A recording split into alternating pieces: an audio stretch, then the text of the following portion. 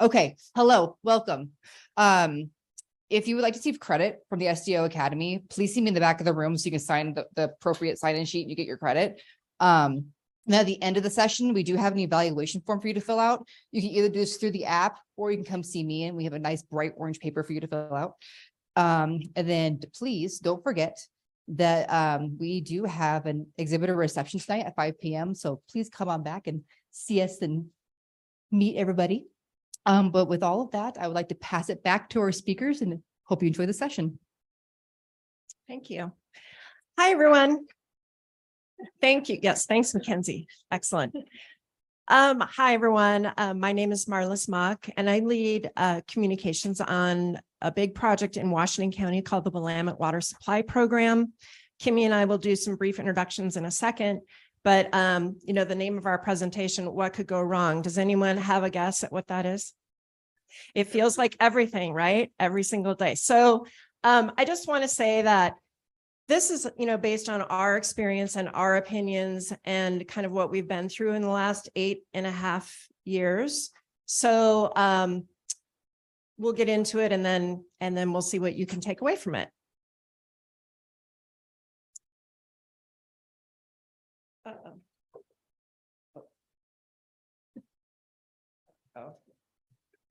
I closed another window. I broke it. See, things go wrong. Try now. Yes. Okay. Yes. Again, I'm Marlys Mock. I have been, I actually began my professional career as a consultant and then moved to the public side about 15 years ago. And we'll let Kimi introduce herself. I'm Kimi Sloop, and I am with Consort Engineering when we used to be Barney and Worth Communications for people who have heard of Barney and Worth, but we were recently acquired by Consort about 2 years ago. And I have been a consultant my whole life doing land use transportation and now community engagement. And I've been working on this project. Actually, Marlys and I pretty much started the same day on this project 8.5 years ago. So we've been ingrained in this for a long time. Yes. So we just wanted to get a flavor of where all of you kind of are coming from. So how many of you are from rural areas? Okay, and what about urban? And somewhere in between? Okay. And then small versus large district, how many from small? Okay, and large. Good. Okay. So I just want to note that, again, this is a really big project that we've been working on, and the communications effort that we're going to describe to you reflects that. And we know that some of you are from very small districts with limited staff, very limited budgets. Some of the districts is just you, right? Trying to run everything. So again, our approach and values, I think, are universal as long as you kind of know what your values are and what's important to you. I think that goes a long way in helping you successfully complete any kind of communications effort.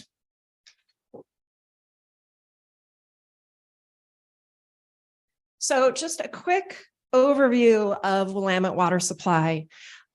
So we know that population growth, especially in Washington County, is increasing by a lot. The mission is to provide an effective, cost-effective, reliable, and resilient water supply system by 2026 that benefits current and future generations and supports the local economy. Going back, actually, just one thing I'll mention, Tualatin Valley Water District is a special district. This project is in partnership with the City of Hillsborough and the City of Beaverton. So the project overall includes a water intake that has been expanded on the Willamette River in Wilsonville, the number 1 at the bottom of the map, a new water treatment plant that we're building in Sherwood, about 30 miles of large diameter pipeline, and we're talking about 66-inch in diameter for most of the pipeline. So it's a very, very large project.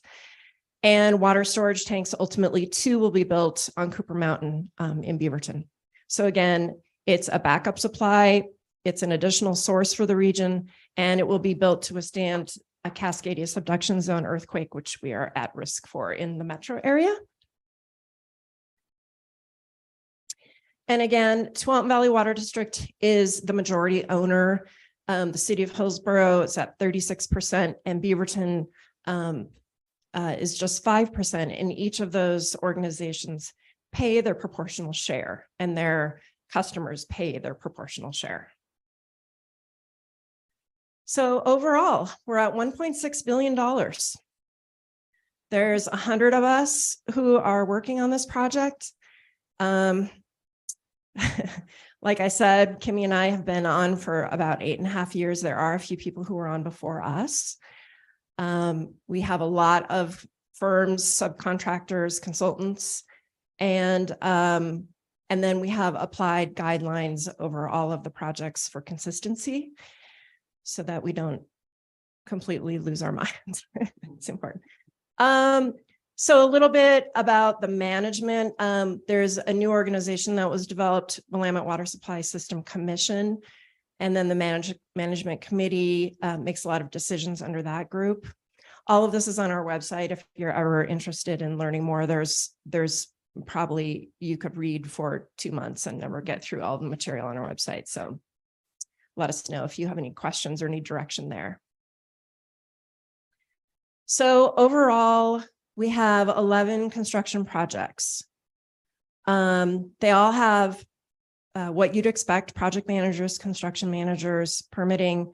There's communications people on every single project, health and safety, and then our contractors. Can I just add to that, that this is a huge project, lots of miles, lots of different projects. So each of these little numbers up on the map, that represents a smaller project. So they've taken the big project and divided it up into smaller projects that are more manageable and typically in like one jurisdiction. And then it also helps with dividing up for contracting to allow smaller firms to bid for the projects and win the work. And that's why there's so many contracted firms that are part of this, because each one has a different thing. So each team for each segment of the pipe or the reservoir or the water storage, the water treatment plant has each of these people on it. And some people are on multiple projects. And I would just also highlight that strategy to break these up in kind of bite-sized pieces has really worked, because we have a really high rate of local business and contractor involvement. We didn't want to size projects where our local contractors couldn't compete. So we're really, really proud of that effort. Okay, Kimi's going to talk a little bit about the geography. Okay. So as we mentioned, this is a very big project. It goes through 7 jurisdictions, including cities, counties, special districts, unincorporated areas, urban, suburban, and rural. So we've got the whole gamut. So whatever organization you're from, we touch on probably your type of environment. Some of the neighbor impacts are major transportation routes. The entire area is not within our service area for Tualatin Valley Water District or the city of Hillsborough or the city of Beaverton. So we have people who are not getting the service, but we're impacting them with construction. We're in the public right of way, and in many cases, we're actually we're in public right of way and then going through private properties, like miles through private property. We have major road closures, park closures. We also are doing a lot of rock blasting, which has vibration and noise impacts. So as a property owner living next to that, it can be pretty impactful. Some other things to think about is that we're inside and outside the urban growth boundary. We're next to a lot of development that's happening.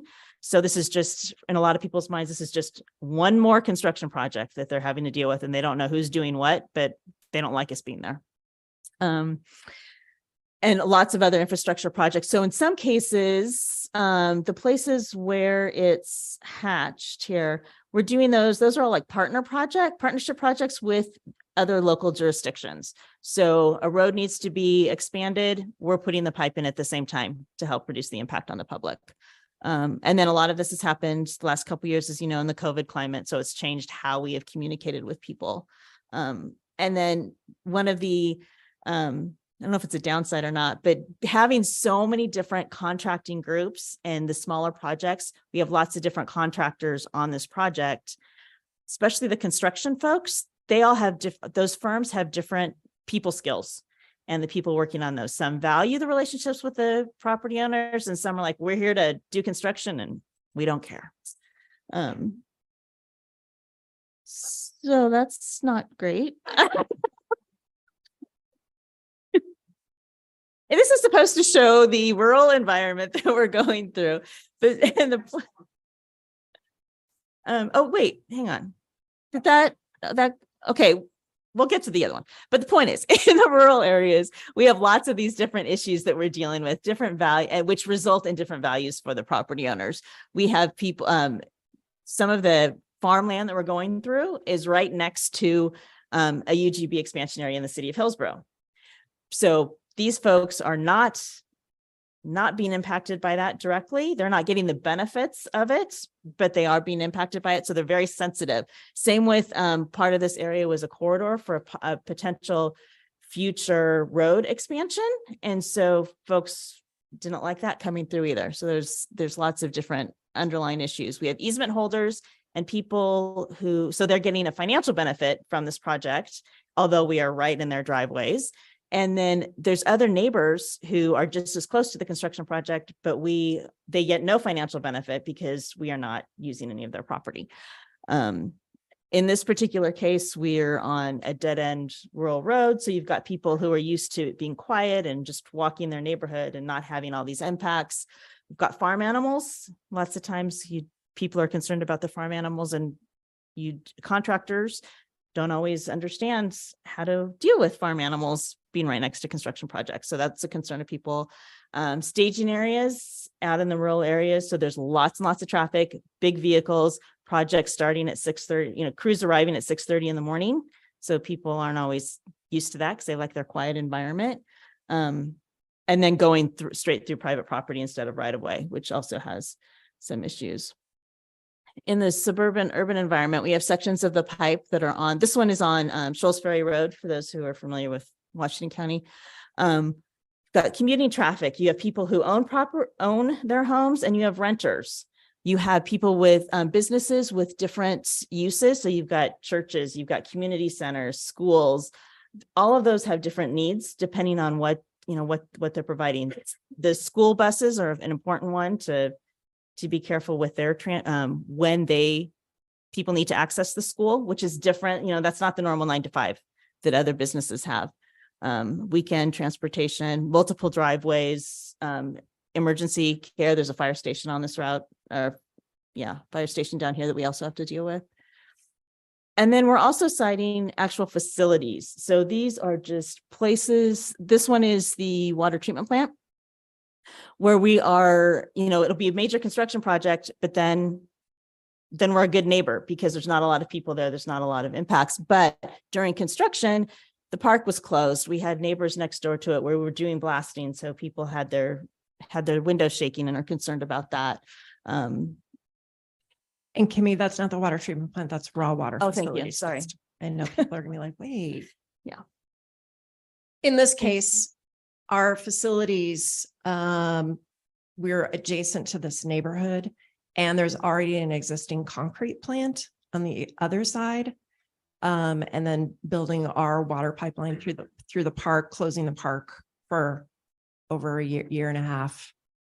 And now we're building our new electrical building here in the foreground. So that's also then the people who are adjacent to the property, but also people who use the park. So that's an additional group of stakeholders that you have to coordinate with. Okay, so as we developed our communications strategy we have a communications plan for each and every one of those individual projects.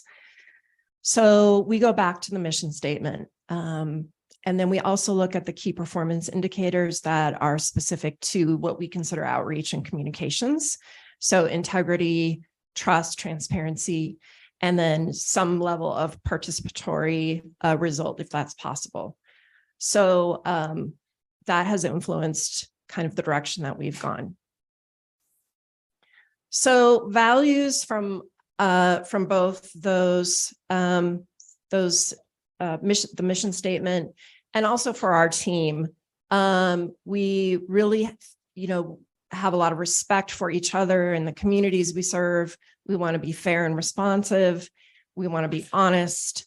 And we're pretty hands-on, touchy-feely group. So we really like the relationship-based approach rather than being kind of faceless bureaucrats. We're out in people's driveways, in their living rooms, that kind of thing.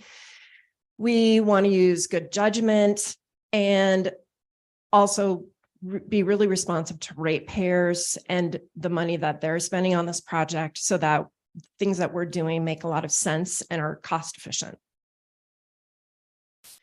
So we start thinking about perceptions. All of the neighbors that Kimi talked about, what they're doing in their daily life, whether they're just commuters coming through our areas or they live there, what their attitudes might be towards the government or towards a big construction project. We always want to treat people with dignity and respect, always. And even when we're delivering bad news, we don't shy away from that. We think it's really important to be forthcoming. And I think that's really served us well. People don't like to hear the bad news, but for us, it's more about the process, helping people process it and kind of work through it. Our attitudes are, we'd like to think that everyone is our friend. That doesn't always pan out. We're never done communicating, and we talk to people a lot and share messaging a lot about what's coming up. And then again, the one-on-one connections have really mattered to us as a group. So we start, thinking about people's perceptions and which forms their attitudes, and that manifests into behaviors. And it's kind of, working with all these different people and the way they've reacted to us has sort of caused us to psychoanalyze things a little bit. But basically you start really trying to get in people's heads about like, why are they responding the way that they are and that kind of thing. Go ahead and flip it to the next. Great. Oh, yeah, we'll take questions throughout the presentation. What does UGB stand for, and why is that area different than other rural areas? Good question. Sorry, I didn't explain that. The UGB is the urban growth boundary. So it's where development is allowed to happen in cities. So you've got development that is happening with basically on one side of the road, and on the other side of the road, no development is allowed to happen, and it's all rural or agricultural. So it creates a big division in the type of people actually that want to live in both locations, and also kind of what their values may be. And it's also the change, because a lot in South Hillsborough, a lot of that land was farmland. And so then you've got people out there.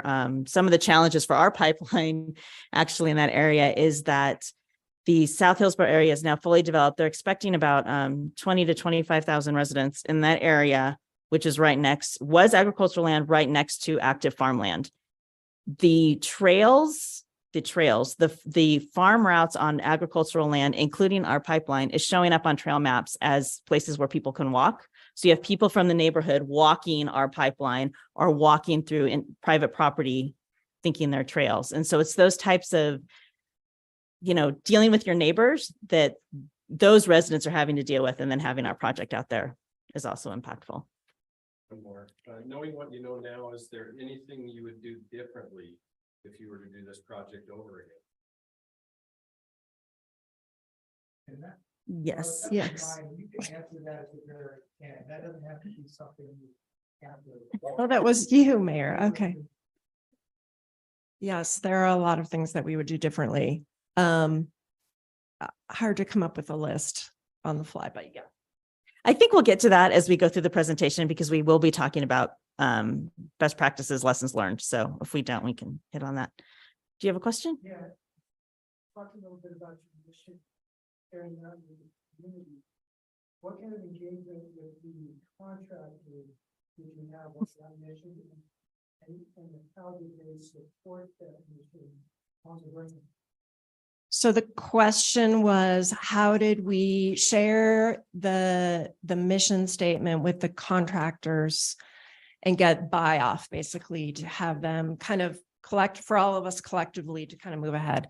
So we actually have quarterly all hands meetings with all of our contractors to remind them kind of the bigger picture, that they're part of this bigger effort, that we have all these jurisdictions that we're working for, and we remind them of things like the mission statement.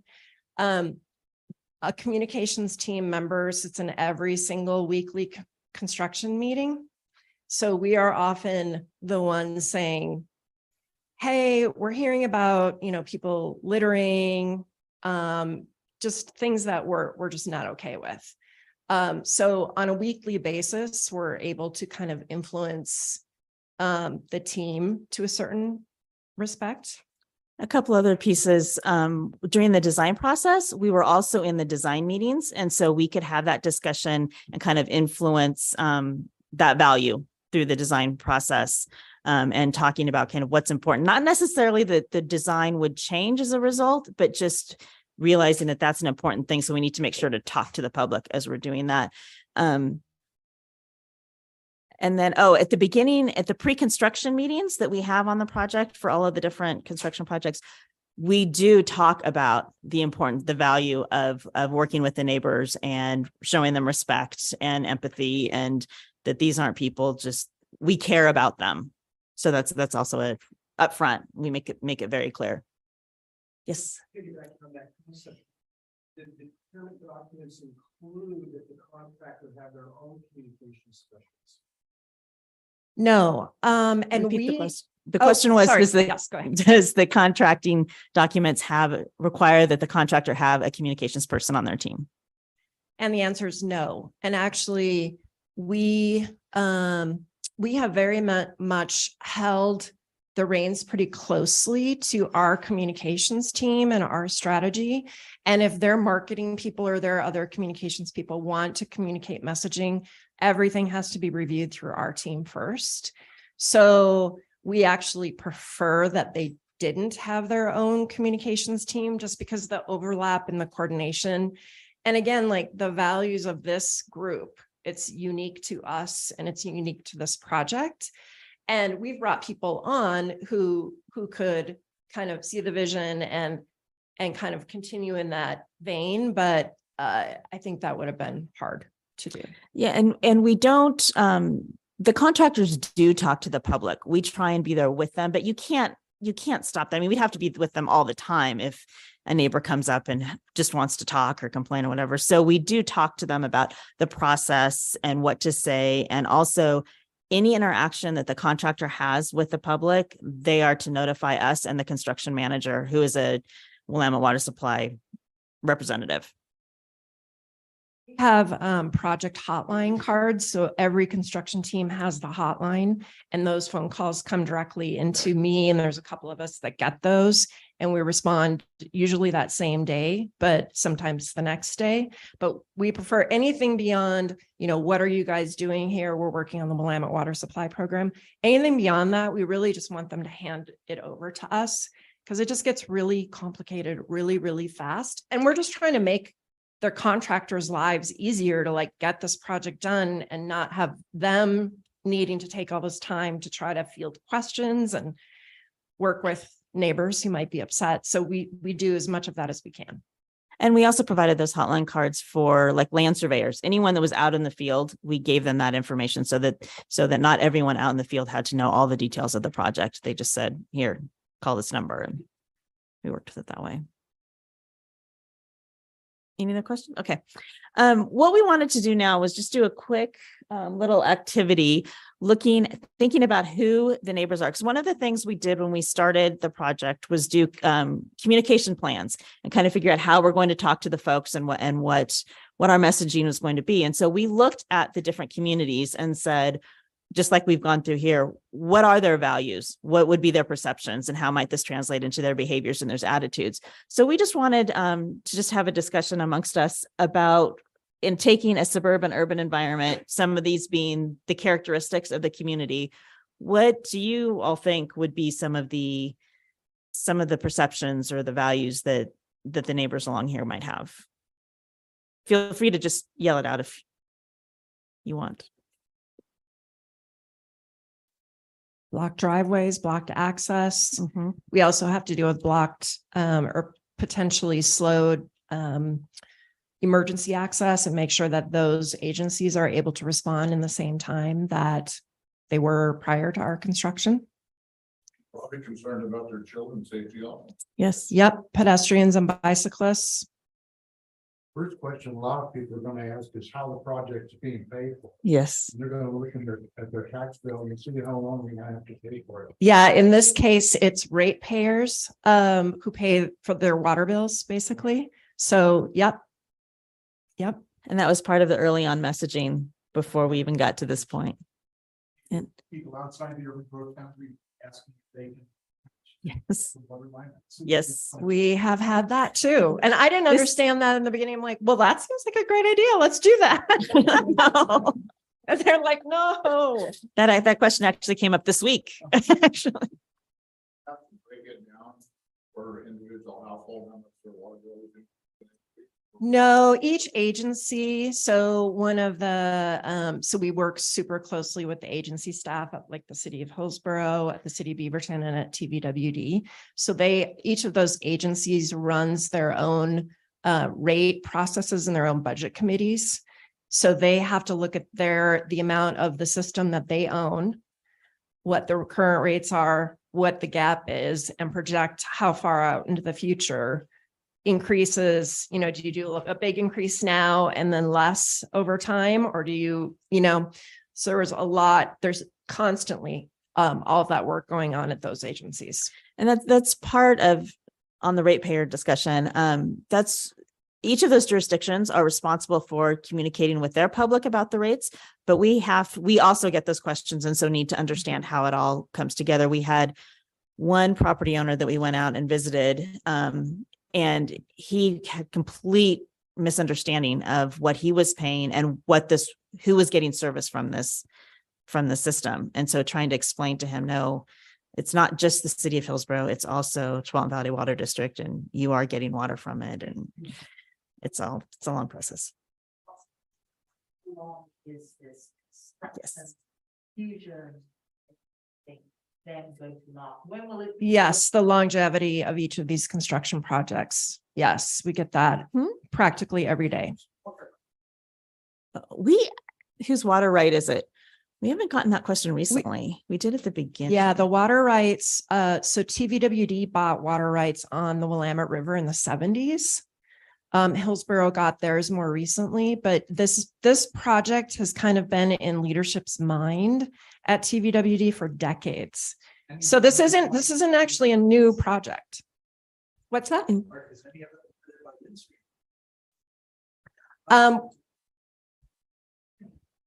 We have board members here. Yes. Get any questions about environmental impact? A lot of yes. concerns and questions about that. Yes, about impacts to the environment, impacts to wetlands. And through our design process, we purposely avoided any kind of, we're trying to stay inside of roads as much as possible because they're already impacted, right? So we have had a very, very small amount of impact on wetlands. I think it's like less than an acre or something. I mean, it's a very, very small amount for this length of pipeline. Any litigation that stopped Nothing that has stopped work. We've had easement negotiations that have taken it right to the last minute, but nothing to stop work. Is this going to be a one pipe delivery system down the main road? Or, I mean, how are you putting in feeders into like each community? So the District that owns it? The question is, is it just a direct feeder line system? So basically when our pipe connects to the Willamette River, there's a connection point, there's numerous connection points to Hillsborough, numerous connection points to Beaverton and to TVWD eventually. Are those delivery lines part of this project? Or they taking that up? So as far as their own distribution systems, each of the agencies has to continue their improvement plans, spending the money on main replacements and all of that. All of that work has to continue. Yes. Yes. Is this line for treated? Oh, this is treated water. It's treated at the water treatment plant in Sherwood. And then the next time that water sees the light of day is at your faucet or at the tap. Or And the fire the, hydrant. so the, this is the full map again, and there's here and here, the squares are where it connects to the local systems. And then and actually in some cases, they do some treatment there, or some systems have fluoride and some don't. So there's some of that happening at those locations. Good questions. So hang on, I went back.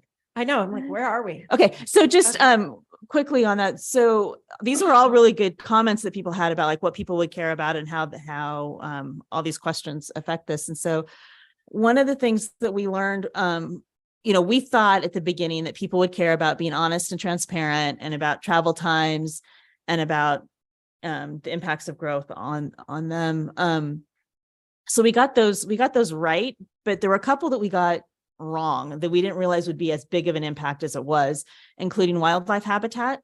So talking about the environmental permitting, there were several locations along the route where people were concerned. And so we had to address that more than we thought we would. And same with the livability impact. We've learned that in the rural areas, actually, people have more concern about their daily livability. They're concerned about the noise and the vibration and the increased traffic more so than the urban areas, which I thought was really interesting because we didn't expect that. But they are definitely, the value system is different. And so that's what's been really interesting. We thought when we started the project that cutting down, some places where the pipe is going is in a road, and the road had to be widened, and we needed to take down a bunch of trees, old growth, big trees. We thought that the neighbors would be up in arms about that, and we would hear about that. It was not an issue at all. And we had a whole strategy for dealing with the trees, and people didn't mind. And I think that's because of the impacts of growth, that they were seeing it happen for so many different projects that it wasn't a big deal anymore. They've kind of gotten over that. Now, different location might be different. So you do kind of have to think of everything and figure out what's important and what's not. Do you want to just hold the clicker for a few minutes? Okay, I can hold the clicker. Go ahead. Okay. So we talked a little bit about our hands-on approach, and we really believe in that approach. We think it reduces some of the public's anxiety. It builds a lot of trust between the public and our agencies. And for many people, as you know, this is their only interaction with the government aside from DMV or the IRS, right? So I really take it seriously that I have the ability to be a public figure, that they know who I am. And many of them have my cell number, and we talk, and this is just something that happens on an everyday basis. I don't mean to recommend that people give out their cell phone numbers. It's just what has happened, but and we're doing okay. So go ahead, Kimi. So preparing for construction. So considering the audience, which includes our communications plan, coordinating with design. We attended all of the design team meetings. I guess, the mayor's question about what would you do differently? I guess the one thing that I would say has worked, and I wouldn't do differently, is communications being, we're kind of considered soft skills or whatever. Our leadership understood the importance of communications, and it has had us at the table from the very beginning. And we have sat in every single design team meeting right next to all of the engineers who are, building this whole pipeline. And we are always considered just as important and given just as much respect as all the other disciplines in the room. So that, I think, has worked really well. We coordinate really closely with real estate because there's a lot of communications overlap there. And then we handle a lot of the easement communications when we get closer to construction. On the easement communications, I think an interesting point to thing to point out is that we talked to the property owners before easements were negotiated. As soon as it was determined that an easement was needed from that property owner, it went to real estate. And we no longer talked to that property owner. It was like the general communication, we talked to them, but nothing specific about the easement. That was a different group. So it kind of helped maintain our relationship with them. And it kept the real estate process as part of that legal separate process. And I think that was also another thing that worked well. At first it was like, really, you don't want me to talk to this person, but it made sense. At first, it was a little hard for us to let Yeah. go of that, but now we get it now. And also that we attend every single construction team meeting. So all of those things have worked really well. Can you elaborate on how you integrate communication protocols into the construction stack? Like, what does that look like? So in the spec, and Kimi reads the specifications like all the time, so I'm going to count on her, but there's just a few sections where communications is in there. It's around signage. It's around those interactions with the public or the media, that if anyone shows up standing at a fence and you have a discussion with them or talk to them at all within 24 hours, you need to email us and let us know. Like, if you can get their name and give us a flavor of what the communication was. Same with media. If the media shows up, you call me. You provide no comment or anything like that. You let us handle that.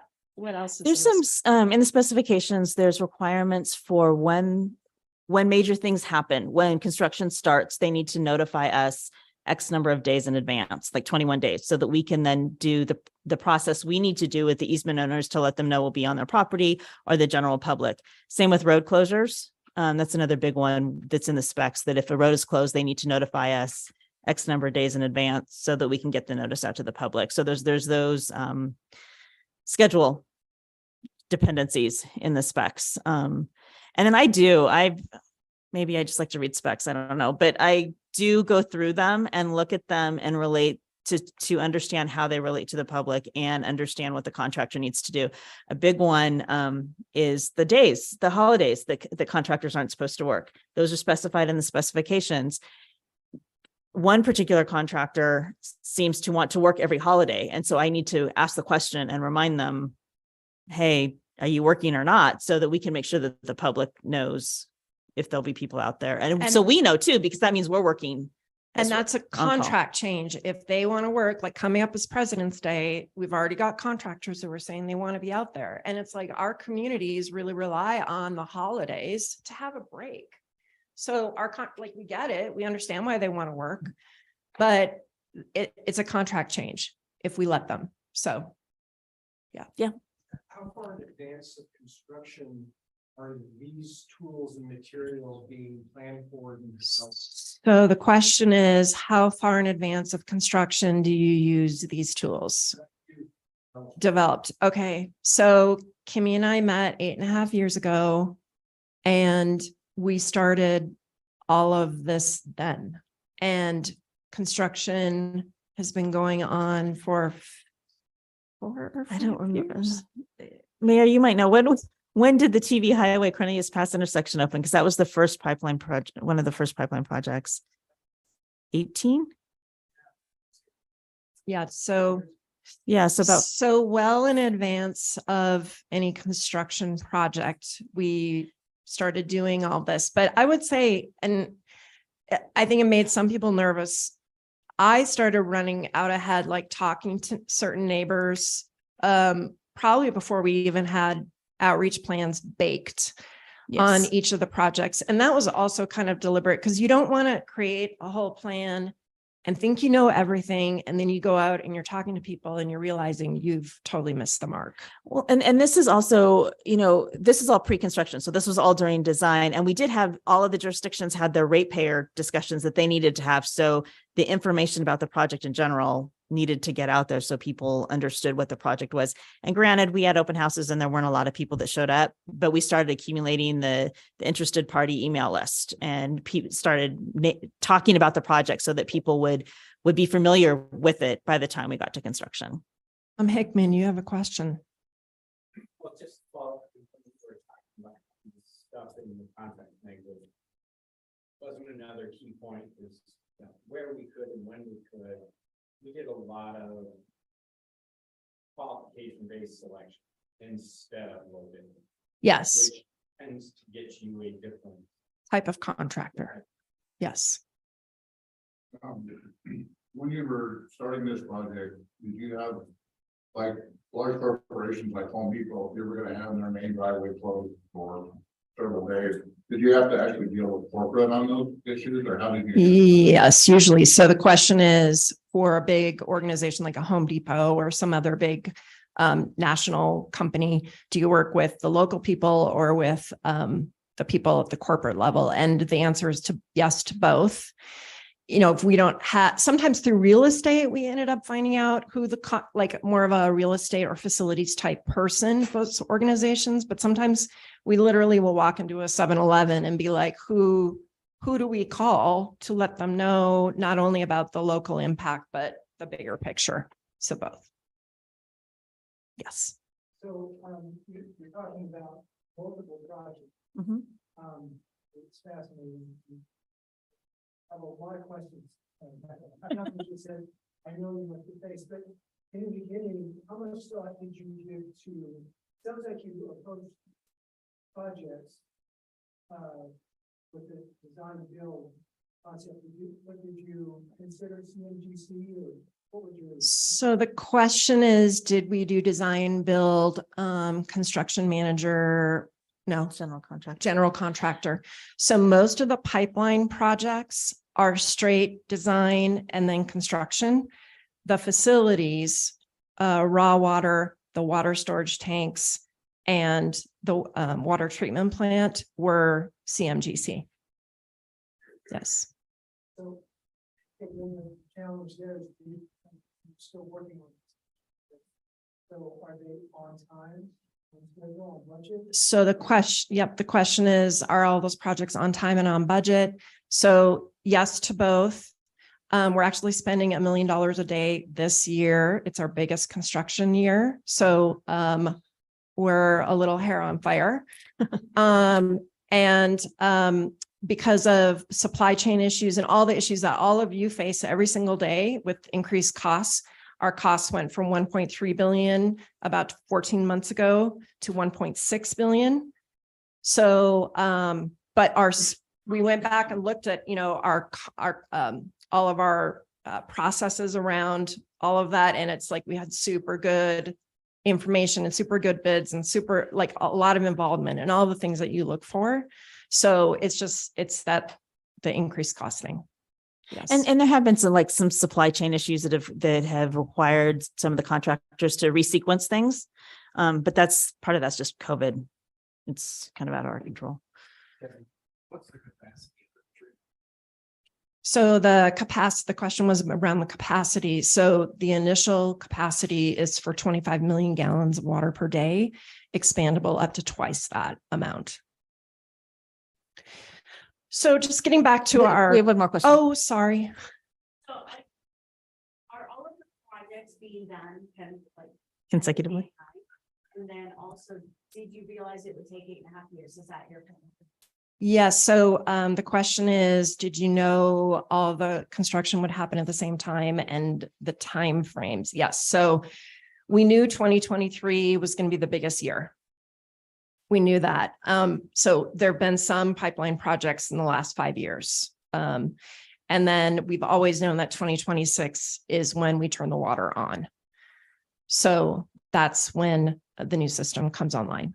And some of the sequencing of the different projects were based on the partner projects, when roads were going in. So we did the water line with that earlier and it's not necessarily that we're going straight north to south following the pipe. It just depends on kind of other projects as well. And I just want to say, as far as this list goes, I mean, the list, we've got a list of probably 100 things that we use. This is just a little sample. And it's personal to you, like kind of what are your preferences? I'm not a big social media person, so I don't really like that world. And I don't really want to spend a lot of time doing that. I believe in saturation mailings. I still believe in saturation mailings. Like every single household gets postcards, they get stuff that they have to, if you're going to recycle it, fine, but you've got it in your hand for 5 seconds. And there's a lot of, individual preferences for the people who are working on your projects that are going to influence the tools you use, basically. So. Okay, so some of our best practices, being proactive. We talked about integrating outreach with design, personal connections, understanding the values, and communicating with the neighbors. I think we've covered all of that. And then we go to construction activity. So that was all those things that we showed you. That was pre-construction. That was design. Which one? The best practices? Yeah. So for construction activities, oh yes, question.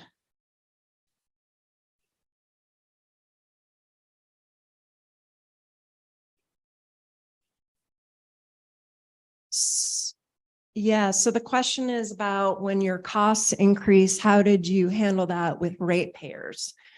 So we might have Tom talk about this for a second, but basically you're going back to your models that forecast the amount of money that you need and in what time frame, and adjusting those models, and then your next rate increases will reflect that.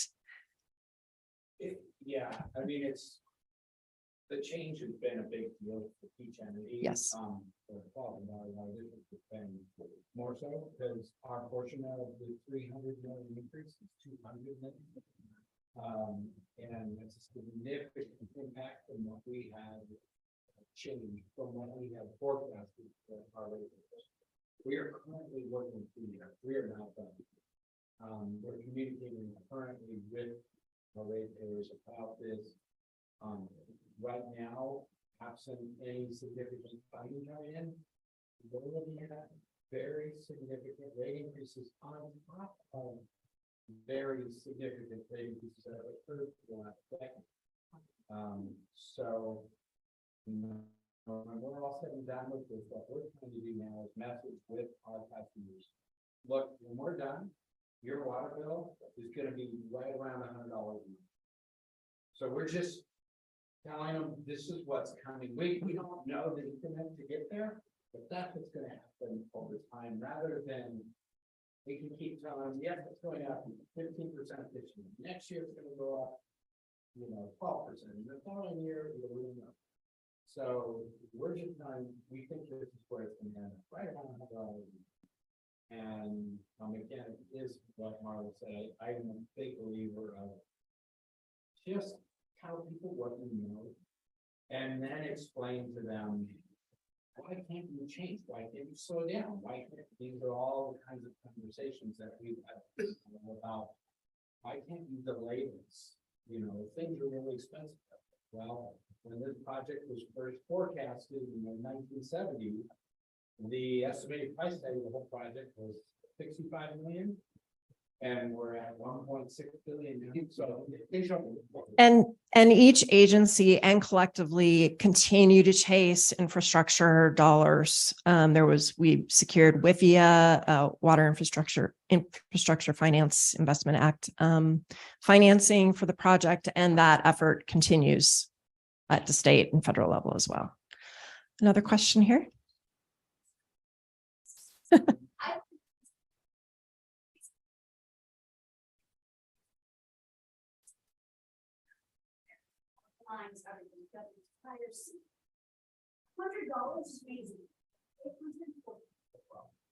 Yeah, so the comment is a very small water district. What name? What? Hines.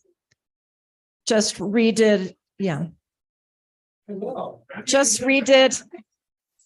Yeah. Redid their water system, and the rates are, you said, $140 a month. Yeah. Yeah. Right. Right. Right. Mayor Callaway. So, City of Hillsborough collects, so the City of Hillsborough also collects the utility fee for clean water services. And so that's part of the utility bill. So when we say there's going to be a 10% increase, we have people who think it's a 10% increase of their entire utility bill. And it's not. It's only, ours is about $30 a month for our base water. And then we pay $10 a month for transportation utility fee. I think it's about $40 a month for clean water services. So people will just think, and the newspaper, will headline it as a 10% increase, which is really about $3. But people then think it's, 10% of the entire utility bill. And the WIFIA loans have been critically important. I think Hillsborough has about $250 million in WIFIA loans, some of which were financed at 1.36% interest and our 35-year payback. So, 35 years from now, a dollar is going to be worth a lot less. Plus, we're paying a ridiculously low amount of interest on it. Thank you. Thank you, Tom. We can Can have a whole mic session. next time. We can have a whole session on ratepayer communications. Yes. I don't know. I don't want to have that one. No, someone else. Yes. We'll let Andrea and Lindsay do that. Okay. Construction activities. So kind of our number one rule with construction communications when we got to that stage was what would be important to you what would be important to me as a neighbor of this project? What am I going to care about? And so that's what we acted with empathy and tried to work with that. These are pictures of actually two different groups where we did site tours with adjacent neighbors and showed them like where the pipe would go on their property, got their feedback about potential construction impacts, and just talked to them through some of those issues that then we were able to talk to the contractor about. One example with the group on top, horses are along there. Some of the property owners were concerned about their horses spooking out with the construction vehicles going by fast. And so we talked to them about slowing down in front of that property owners in front of that property. Didn't always work, but they knew that there were some issues they needed to be more aware of. We used a whole bunch of different tools for construction. Some were the same as the pre-construction, some were a little different. Really, it was how are people going to get the information, making sure that there were lots of different opportunities for people to get information and deal with what their kind of the key issues were. Business toolkit and signage was a good one where we were right in front of, like for a weekend, we were in front of a 7-Eleven and a restaurant blocking their driveways. And so we made sure that like their customers knew what that we were going to be there and how to access their property, access the businesses during that time.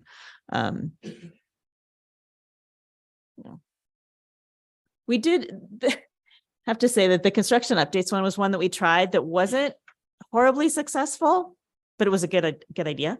There were several different projects along Roy Rogers Road. So it's a road that needed to be widened in unincorporated Washington County between Tigard and Beaverton.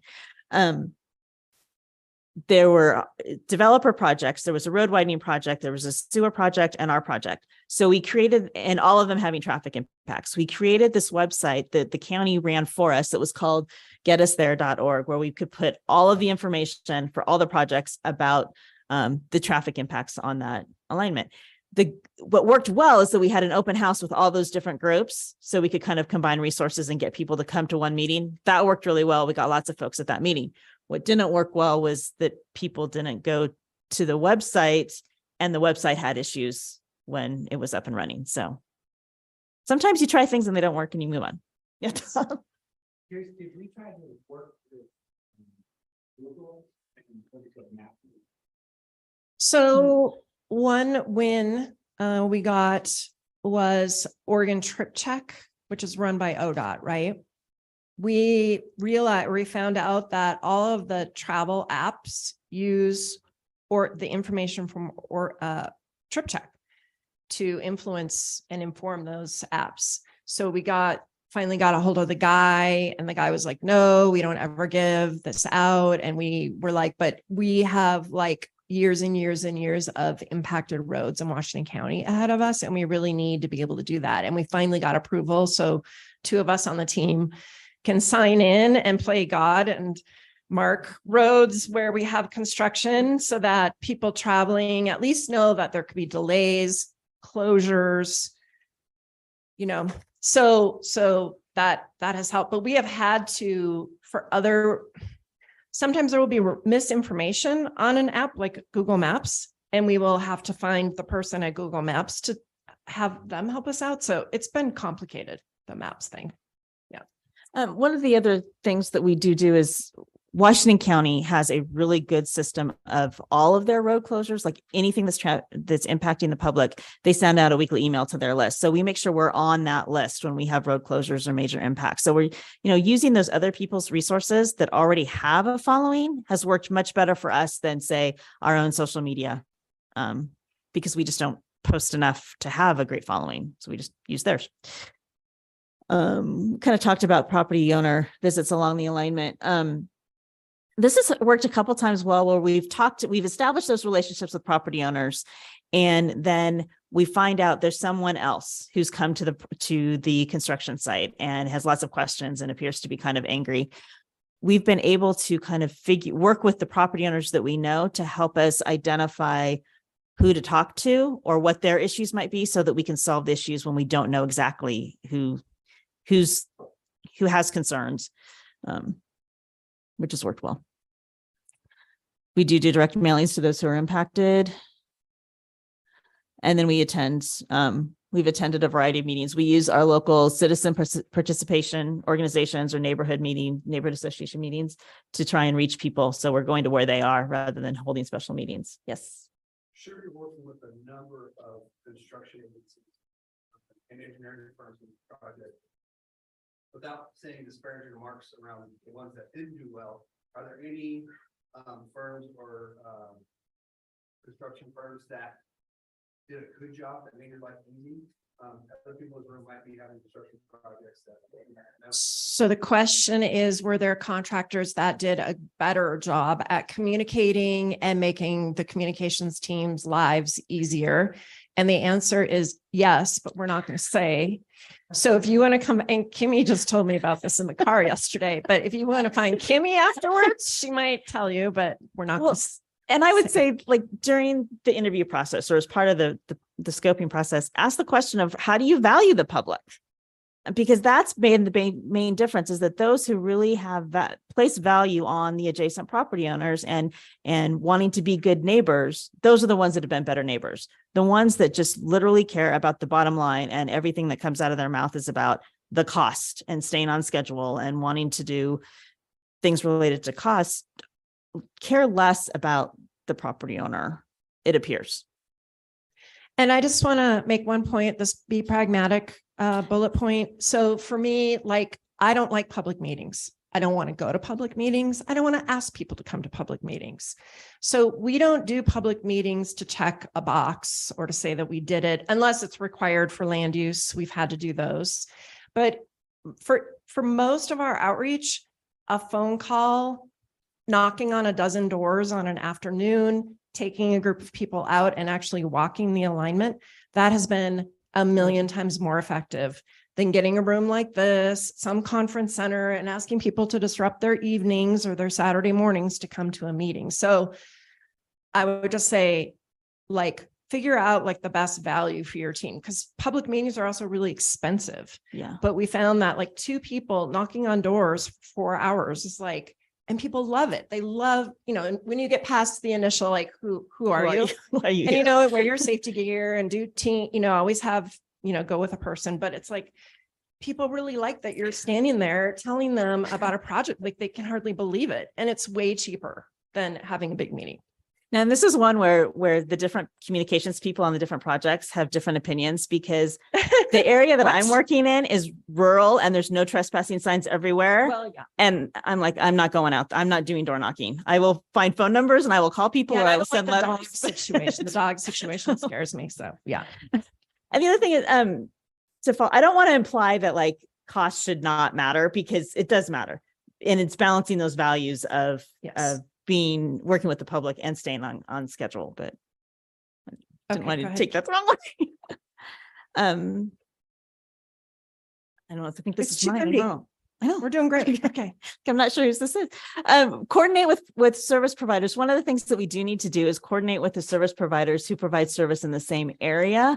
So when there's a road closure, we make sure to reach out to all of these folks, or when there's traffic impacts, we reach out to them so that they know well in advance of what the potential service provider conflicts may be and can deal with that. So we've had situations where we've had to have the contractor go and move the garbage bins so that the garbage hauler can come and can take them, work with emergency responders to make sure that they can get through and which route to take to some of these. The one challenge we have had is with like Amazon and FedEx and UPS. There's not a good way. That's where finding someone at corporate, you can't find someone at corporate who can tell you, or someone local to tell you how to navigate to get to people's homes. And with everyone, so many people working at home during COVID, this became a significant issue because people were not getting their work deliveries. And so trying to manage that. And so we got a lot of calls and having to deal with people individually. And so there were some situations where it's like, okay, construction firm, when you see the UPS truck, you have to let them through, or you have to take the package and deliver it yourself because it had to get through. That's a So- good reminder to not, even when we have a road closure, to not on trip check put road closed, because then those delivery drivers may just They see just- that and go about. So And that was one of the lessons learned as we went through this. And we also now know to tell the people who are affected by road closures, if you're ordering things, make sure to put a note on your order that there's a road closure and to tell them that they can get through.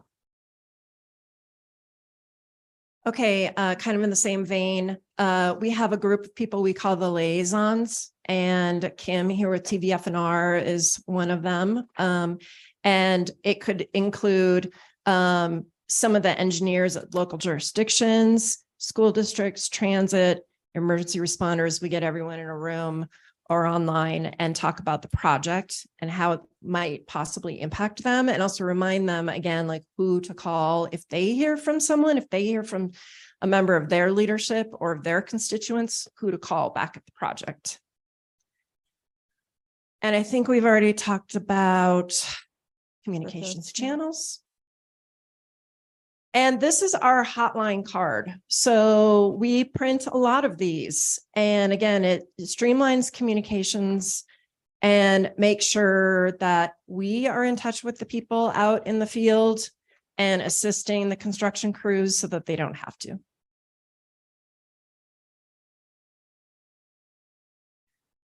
A game plan. So you should have a game plan.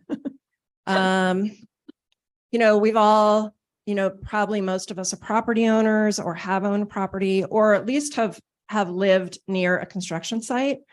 So we all can kind of empathize with what that feels like. It's not fun. So, have a plan, have an outreach plan, and outreach plans don't have to be mysterious 50-page documents. Some of ours are just a few pages long. But it touches on each of these things that we think are most important to those neighbors.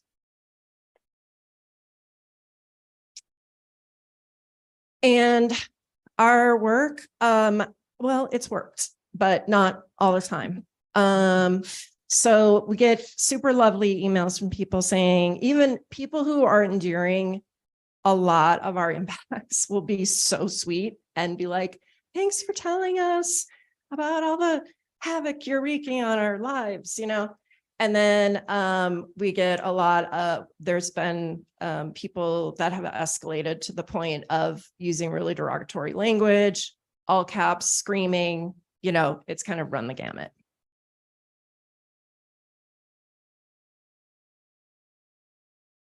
Lessons learned.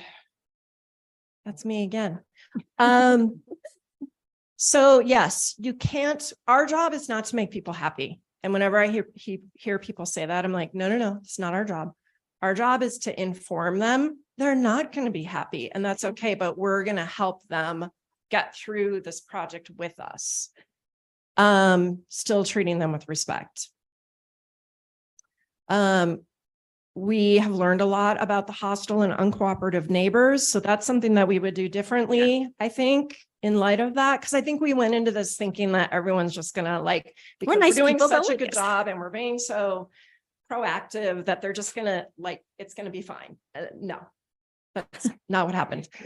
Maybe too much information is counterproductive.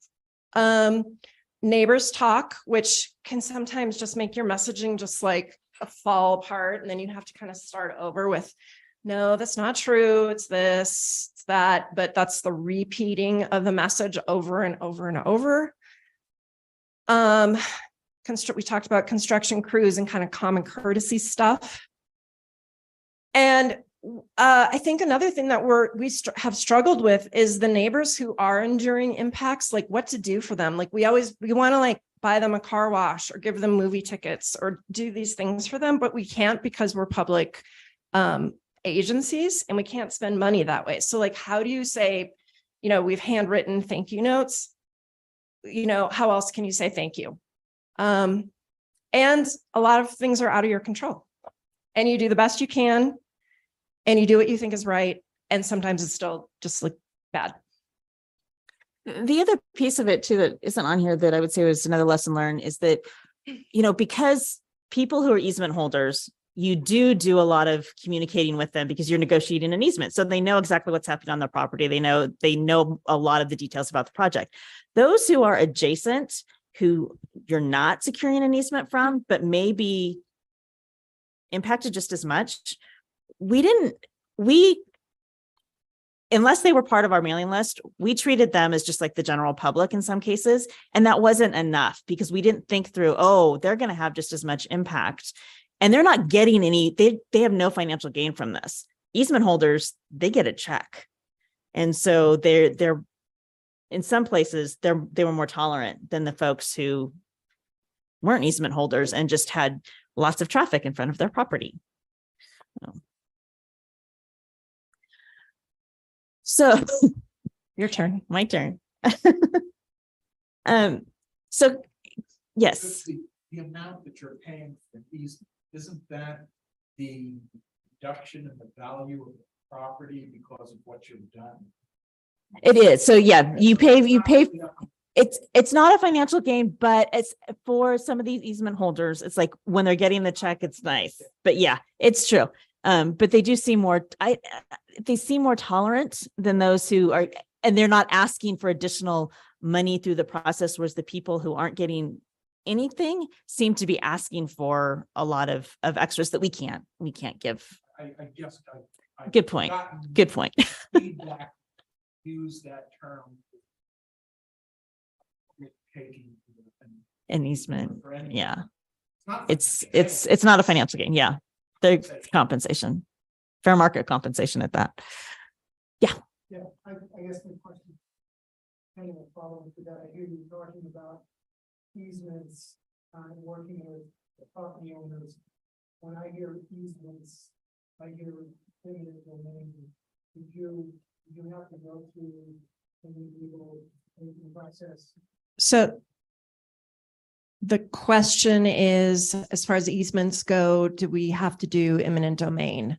And I would say the vast majority of our easements were settled through a appraisal offer situation. In some cases that went to the court level for a judge to say, no, I agree that this is fair. And so, yes, it did end in an eminent domain situation, but they're like, It's a handful. It's a handful of 30 miles of property. So I feel like our real estate team did a really good job. And some of those did the formal legal route, just to kind of keep things moving so we could get access to the property before negotiations were over, or because it made things better for them. But we didn't have to have a battle in court for, I don't know if any of them got that far. It's a friendly.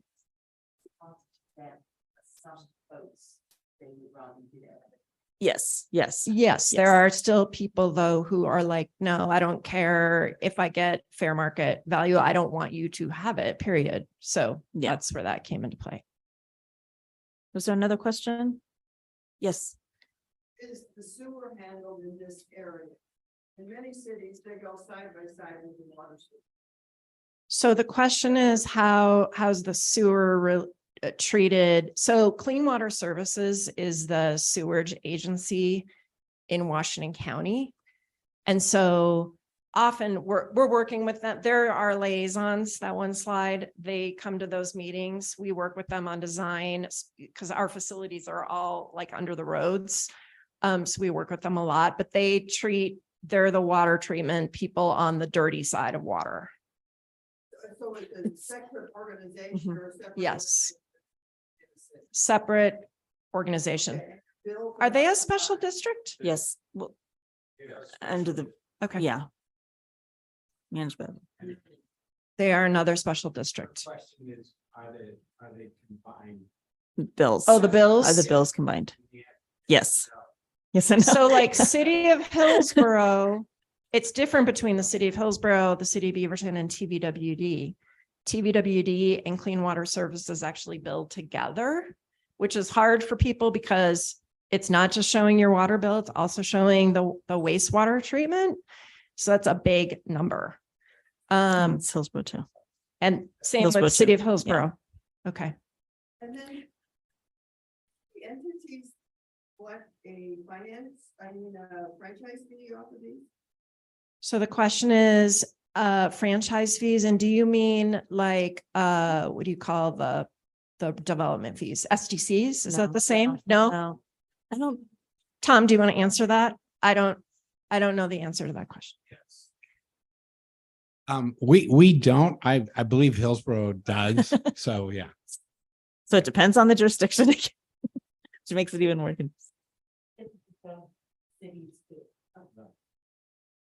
And so the city of Hillsborough does pay franchise fees. Yes, same way that, so we're charging ourselves in the same way that we charge Comcast or something like that.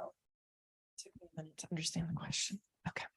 Okay, so the last kind of section of our presentation here is addressing conflict, because obviously, as you saw before, we're not going to be able to solve everyone's problems, and there will be conflict on a project. Should I hand out your things? Sure. So we have handouts that kind of go over some of these, the theoretical, the theory behind values and conflict. So basically, to understand how to address conflict, you have to understand what conflict is. So it's basically where there's a perception of incompatible goals. So on a construction project, it's basically, the person having the critique, so possibly the property owner, has competing goals with the person providing the action. So the construction team out there doing the work. And it all comes down to these 4 types of needs. So there's the substantive need, the stuff for survival, the process, like how things are done. The face is a need, kind of like how you see yourself, and then the relationship, the relationship between the dynamic between 2 different people. And with construction, the stuff that is more the substantive stuff, you figure out how to solve. If you cut off someone's water line, if you cut off their electricity, you have to fix it right away. It's kind of a non-issue there. The process stuff revolves mainly around the fairness and predictability. If you can meet people's needs with predictability and providing the information up front, then you might have a better chance of reducing the conflict. With the face stuff, it's more like the respect and understanding the people feeling like they are being respected and their properties being respected. So one example would be like not having the construction vehicles turn around in people's driveways. So that's their personal property then is being respected.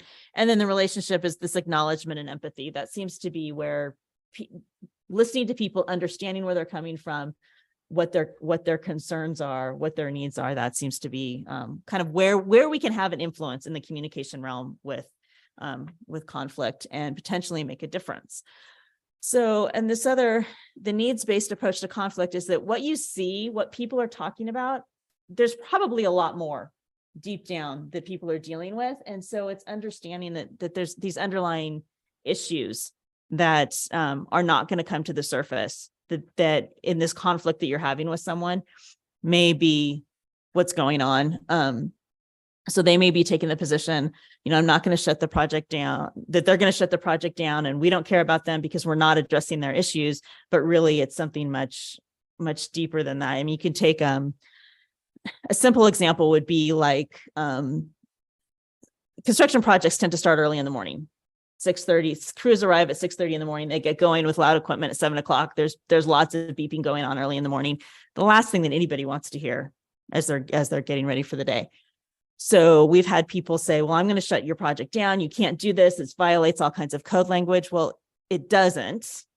And it's in our specifications that they can start that early. So there's nothing we can really do about it because they're abiding, the contractor's doing everything they can. And so, but that appears to the property owner that we don't care about them because we're not telling the construction team, no, you can't start until 9 o'clock in the morning or whatever. But there may be some other issues going on here. You know, they may work the night shift and come home and go to bed early in the morning and are still in the middle of their night sleep. So it's things like that we just don't know what's going on with folks. So you just kind of have to be aware of that and have the conversations, be empathetic as you're talking to people so that maybe some of that will come out and you just can't address those needs. And so using the empathize, give them attention and respect then helps solve that, deal with that conflict. And in some cases, you can help reduce the conflict. And in some cases you can't because there's larger things going on. We've got, there's one property owner, and these are both kind of in the rural area. So it's that context where we originally were not going to be on the property at all, but because of geotechnical concerns for where the alignment was supposed to go, we needed to change the route. So after saying we're not going to be on your property, we ended up going right through the property. In this case, it happened to be a century-old farm. So it had, the historic and the personal value to this family that someone's coming through our property and they're going to destroy it. There were also other construction projects, other potential future development that may be happening in this property. So there was a lot of uncertainty and a lot of, just a lot of unknowns that this family was dealing with.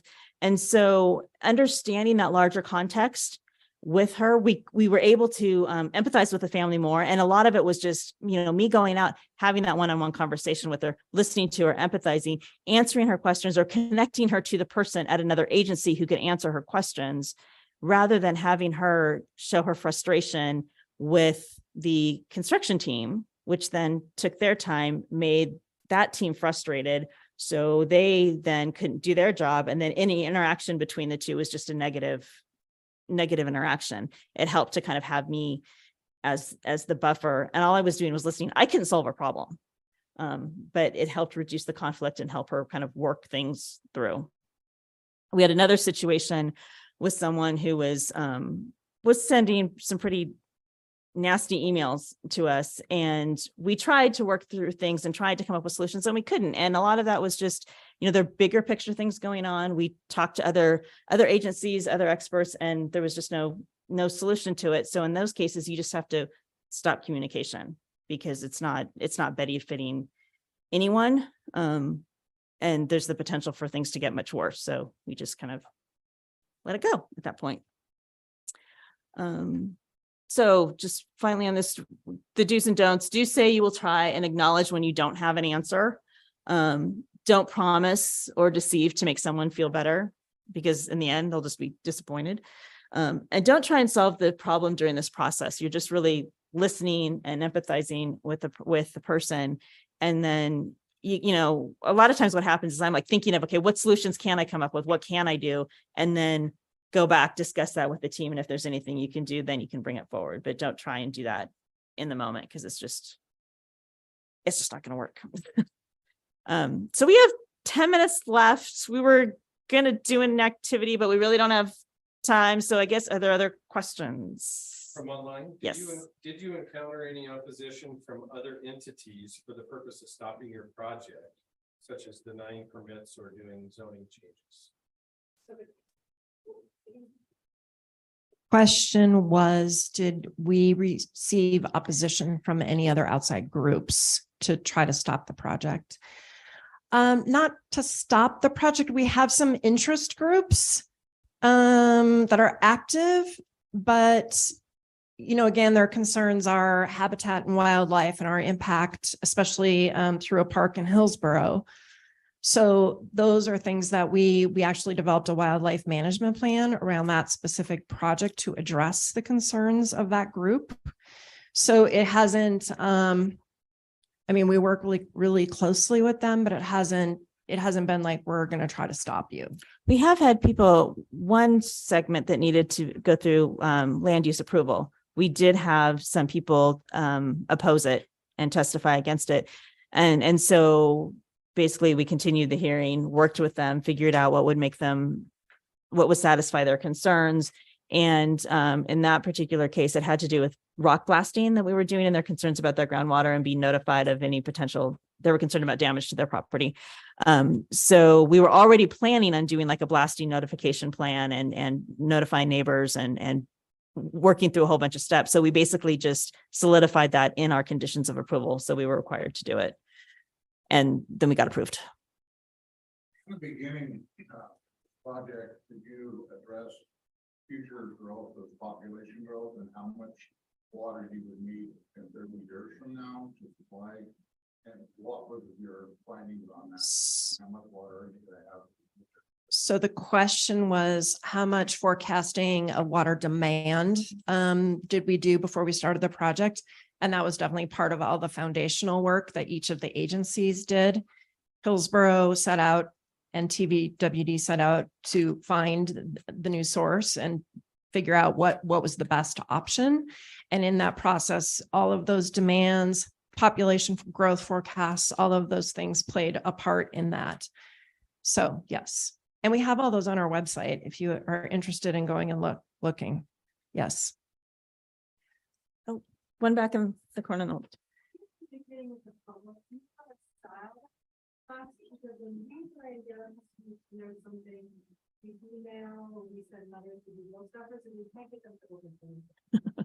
So the question was, do you have a favorite mail or tool for getting customers or whoever to read the material? So again, I really like direct saturation mailings where everyone gets something, but it's not even in an envelope. It's like a color postcard, half sheet color postcard. And they're not cheap, but it's super effective.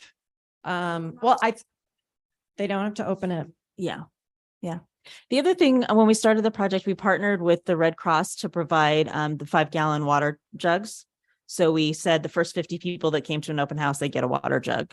So depending on if you have someone to partner with and if that type of incentive works, that's another way would work. Correct me if I'm wrong. Consolidating separate intakes, separate water systems. One intake and No. no, everybody was already using this one. This is a new water Brand source, new. brand new water source. Supply. Discharge points located. So the Willamette River, the question was what kind of outfalls upstream are on the Willamette River? And the Willamette River is a very big river entirely in Oregon. Yes, we have planned for that. So our state-of-the-art water treatment plant that we're building right now in Sherwood is going to be able to make all of that water healthy and safe to drink.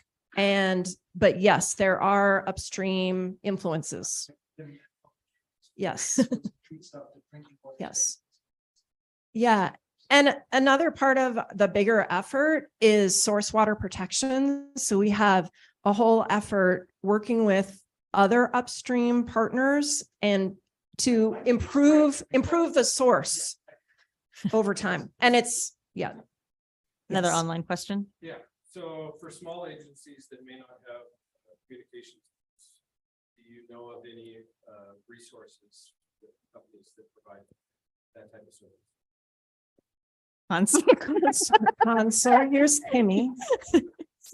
So some online tools like the IAP2, the International Association of Public Participation, has a really good website for if you're just starting out, like a lot of the basic stuff we covered. Tools, what are you trying to communicate? What is your level of involvement? That's a really important one. Are you just getting information, pushing it out? Or are you trying to get the public's opinion on something, and you have to be very careful about that distinction. Because a lot of us want to run out and ask the public questions, but it's usually the wrong thing to do. Because the amount of influence the public has on a project is usually pretty small. Unless it's like, do you like gray or green painted on the side of this water storage tank? And they actually get to vote and choose, which is super cool. But Yeah, I'd say things like creating a postcard. If you know you need to create a postcard and you don't really know where to start, just Google it. Construction postcards. And there's enough stuff on the internet to kind of get a sense of the level of information. And, you can look at it and say, okay, what do you like and what do you not like? And use that as an example to help guide you to do things in-house. But there are lots of organizations, lots of companies out there, different sizes, providing resources to help with communications. And I still I'll think of an idea, or I need input, and I go to my team, or I go to someone outside of communications, and I'm like, what do you read this message? Does it make sense to you? I mean, I'm always looking for kind of people within who can still provide feedback about the things that we do all the time. And even friends and family who may not Yes. know the subject, it's like, do you understand this? Because Right. as Right. someone who works in it every day, you get stuck in the technical terms and you need someone else Yes. to give you a sense. You can't leave. We locked the doors. Kidding. This Yes. investigating consulting services program came up with. Okay. So the comment was that the SDAO organization has support for members That's great. in the communications field. Yes. You incorporate into your plan way to identify the feedback coming back in was something that could be funneled over to claims management and insurance or legal versus the feedback from the community. Yes. Thanks, Mike Jacobs. So when we get feedback, like maybe alleging someone's like, and I think your construction caused damage to my driveway or to my house or whatever, we have a process to walk people through that. And we had to develop that. I mean, we didn't know that was going to be something that we were going to be dealing with. If you develop that in partnership with SDIS or With our contractors and our health and safety people. Yeah. Yeah. Yes. Well, I was super lucky to have an opportunity when I worked at a Poland area to work on two similar sort of program about the highway rebuild that happened. So we did a highway realignment, which used all of the Yeah. And the city push some funds over to the chamber as a partner entity with a little more flexibility in the ways that we spend money. We just did some really cool things, and when it came to the communication, I think we can't say enough about being professionals, right? Being willing to be accountable rather than Yes. so consistent in the way that we did it. And then we did like really wacky things. Like we had some business owners that donated some funds and bought t-shirts for their construction workers, the right one. Right. Logoed it up, and how you could subscribe letters on those shirts. So she's saying that they had a creative partnership with their chamber in Tillamook when they're doing a road redesign project downtown that they were able to leverage some funds for some more creative things, which we've really been struggling trying to figure out how to do. So that's a great idea. Yeah. Do you want to just cover the takeaways really fast? And then I think Okay. we're good. Nothing can replace human interaction. Be flexible. Boundaries are important. At work, with the public. Especially giving out that cell phone number. Yeah. Sometimes it comes back to bite you when you get an angry call at, 4 in the 7 o'clock morning. on a Yeah. Friday night. Try to be compassionate. If I get really cranky and I call a member of my team and I just vent, if I'm having a hard day and I am not being so good at being compassionate, that usually helps me. And then the next day I can do better. Remembering that this isn't a personal attack, that's a little hard for us because we're sensitive people. But it's very important. It's very important. Okay. And then you just have final thoughts. Okay. Everything, you do is a public record. So that's another thing I do with the contractors a lot is remind them over and over to not put things in writing. If they want to call and vent to me, if they're frustrated, to do that on the phone. Again, how can we do nice things for our neighbors? We're still figuring that out. Easement, super important. Burnout, that can happen with communications and construction staff. If things escalate, if conflict escalates, really try to get outside help because there's a lot that you can't do once it goes irrational.